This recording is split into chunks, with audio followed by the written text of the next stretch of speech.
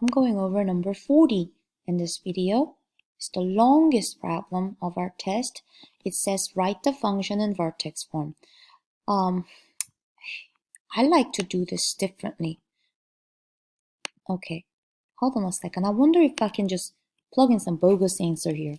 Bogus. Next part. Okay, maybe I'll just do X. Because how I do this problem is different. I don't follow that order. I do the vertex first. And then I use that vertex to write the function in vertex form. Doesn't it make sense? I mean, if you have the vertex, you can write the vertex form. So I will first find the vertex, and then I'll come and fix this answer. We can still fix it. Okay, so what is the vertex of this equation? I need my notepad. The numbers are pretty big. I wish I had my scientific calculator with me. All right, so let's do the vertex first. The equation is h of x equals negative 3x squared plus 15x plus 146. To find the vertex, you are using the vertex formula negative b over 2a, which is negative 15, right? Because b was positive 15. So I put a negative 15 over 2 times a value. A is negative 3. If I simplify that, I will get negative 15 over negative 6, which is positive 15 over positive 6. But hey, these are both divisible by 3. I'm going to divide 6 by 3 and get 2, 15 by 3 and get 5. So the x-coordinate is 5 over 2. I want to find the y-coordinate, which means I now need to plug in 5 over 2 into the function. And hold on, let me go ahead and write down why I am doing this, because I want to find the y value. So if I plug in this 5 over 2, and don't convert, I know you like decimals better, but just to be accurate, we want to keep it in fraction. So I'm typing this, I'm about to type this into my scientific calculator. All right, because this is just arithmetics. So let me go to Desmos Scientific.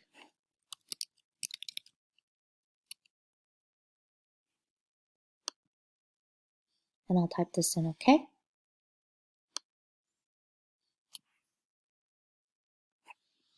All right, hold on. While I type that, I'm going to go ahead and charge my Apple Pencil a little bit.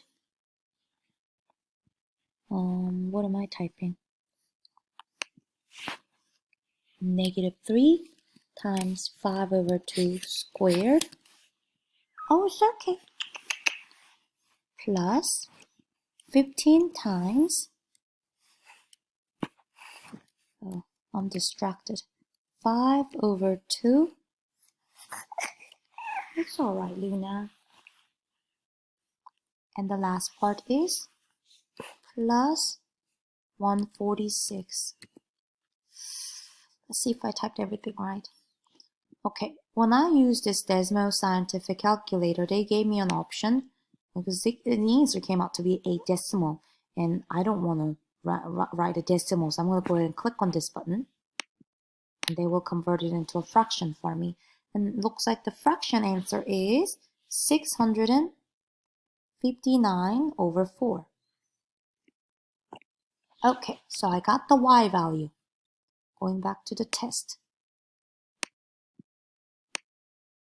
So ugly vertex, but hey, we found it.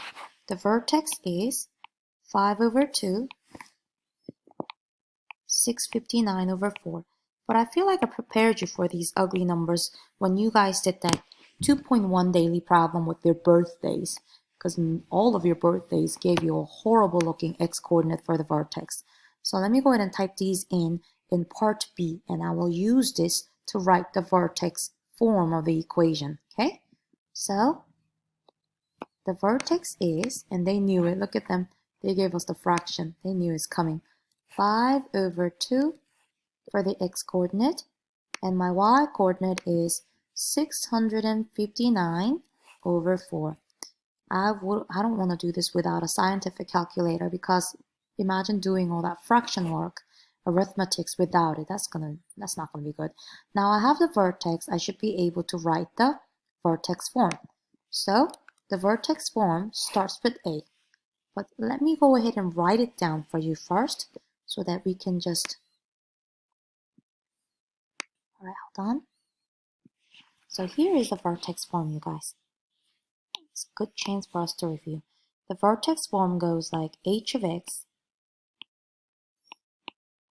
equals a times x minus h squared plus k. Well, we know what a is. What happened? So a wasn't it -3? Let me double check. A was -3, yep. And if you're wondering, what is h? H is just another letter they use for the x-coordinate of the vertex. So h is 5/2. And lastly, k is the y-coordinate of the vertex. And I know they're using different variable, but we have all those three numbers. So all we now need to do is just to plug in those numbers here, here, and there. Okay? So here is our vertex form. H of x equals, write the a first, -3. Oh no. -3. That means parenthesis x minus h, which is x minus 5/2 squared, and plus 659/4. I'm going to type this in. Alex. Because you see, guys, this is the order that I do this. I find the vertex first. And Alex will let me go back and fix the answer for the previous part. Typing this very carefully, making sure I don't have a typo.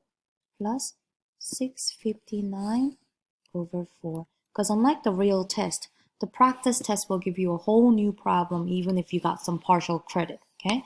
So I want to make sure I got this right the first time. So part 1 is done, part 2 is done.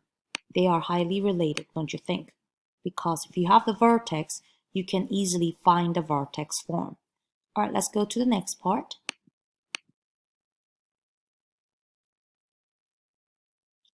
Determine the x-intercept. Enter your answer as an ordered pair.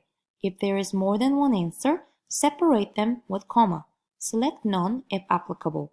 Now this can be easy, this can be very hard, depending on what kind of quadratic this is.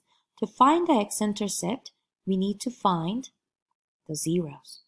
So, is this factorable? Oh gosh, I don't think it looks factorable. So I will have to pull out my weapon of quadratic formula here, okay? So I'm going to go ahead and set up -3 x squared plus 15x plus 146 equals 0. And I just don't know if this is factorable. So maybe, let me check one thing. Is 146, I'm checking something. May I pull out 3 from these trinomials? So I'm trying to divide these to see. No, it's not divisible. So without even trying to factor this, because I don't think this is factorable, I'll go into the quadratic formula. X equals -b plus or minus square root of b squared minus 4ac all over 2a. You guys have seen this before. So if I plug in everything we have, b is -15, and I have plus or minus, and I'll have 15 squared inside, minus 4 times a is -3, and c is 146. I have to extend my square root a little bit longer. And in the bottom of the fraction, I will have 2 times -3. I will have two answers from it, one positive and one negative, don't you think? What I will do is I will now go ahead and type this into my scientific calculator to just evaluate these x values. So in my scientific, I'm typing in a fraction, negative 15, but let me do the plus first. Plus square root of 15 squared. Let me zoom in for you. I'm really typing this in. Minus 4 times negative 3 times 146. And I'm dividing this by 2 times negative 3. And, well, it only gives us a decimal. And I don't think I want to give them the decimal answer. I think I want to give them the exact answer. So unfortunately, I may have to just do this step by step. All right, it's okay.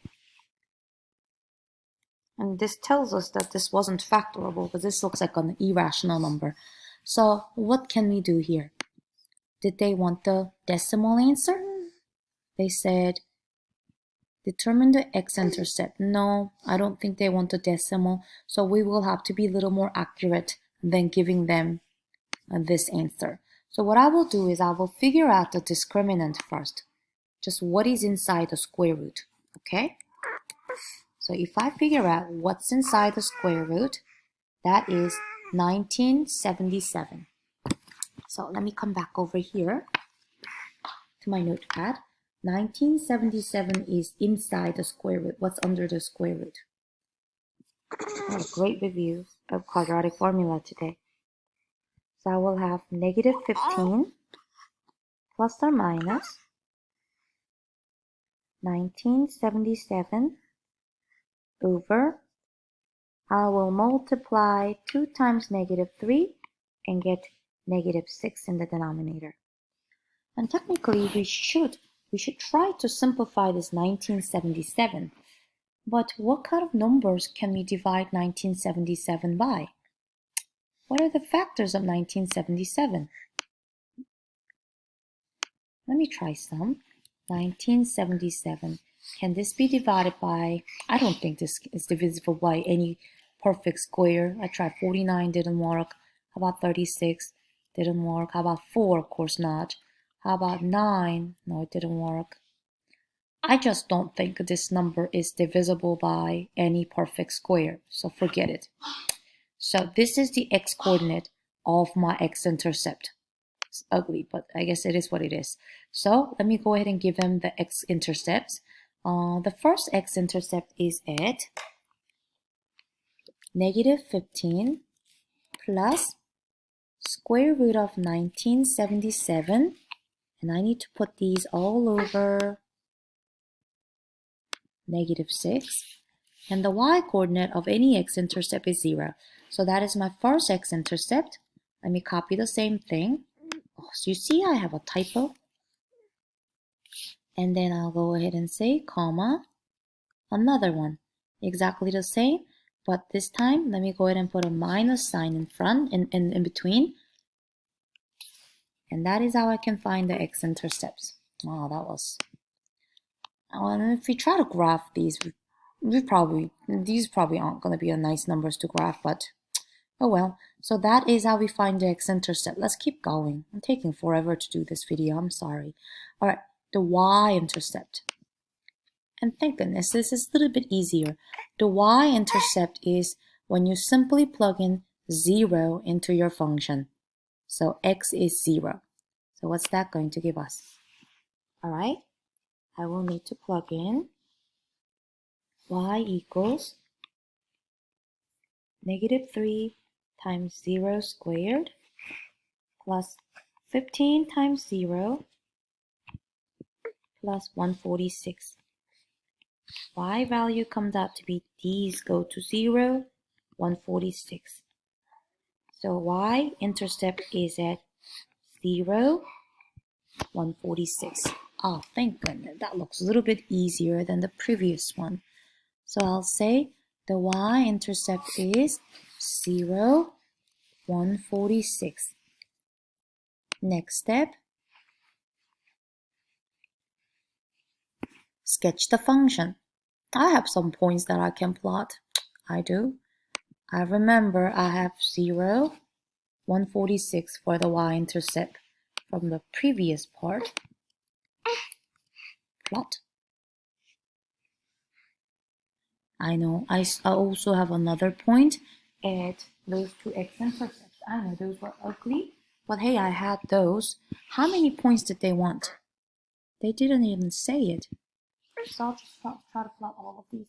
Well, what about the vertex first? The vertex was 5 over 2. 5 over 2. And the y-coordinate was 659 over 4. I'll plot that one. Alright, and let me plot 2 of the X-intercepts that we have, and that should be enough. It's funny how they didn't say how many points we need to plot here. But the first X-intercept was, that ugly one, guys, negative 15 plus square root of 1977 divided by negative 6, y value of 0. I may copy this so that I can use this again. I'll plot this one. And another point was same except for the negative in the middle and 0 for the y-coordinate. Plot. To me that looks good enough, really. How about I graph the... No, that's not it. Oh, so... Okay, so the vertex is... Okay, so they want you to graph it this way. So here's the vertex. And then another point on the graph is over here. Over here. Okay, so I just had to kind of plot them and start with the vertex and plot 2 additional points. What a skinny little graph, but I think we got it right. All right, next part. I think you're hearing the toy music. My little daughter wake up. All right, let's see what the next part is. The axis of symmetry is always the same as the x-coordinate of the vertex. X-coordinate of the vertex, I believe, was 5 over 2, but you have to be careful and make sure to say x equals that x-coordinate of the vertex, which was 5 over 2. Yep, so that's good. Next part.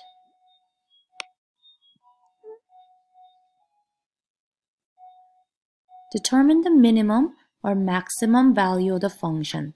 Remember the graph right here is opening downward. That means this graph has a maximum and has a highest point. So a maximum value. Next part. I can tell them what the maximum is too. The maximum value is the y-coordinate of the vertex. And that y-coordinate of the vertex was, scrolling up, 659 over 4. 659 over 4. I really want to finish this since I've been going for so long. So ignore that music. Oh, Luna, stop it.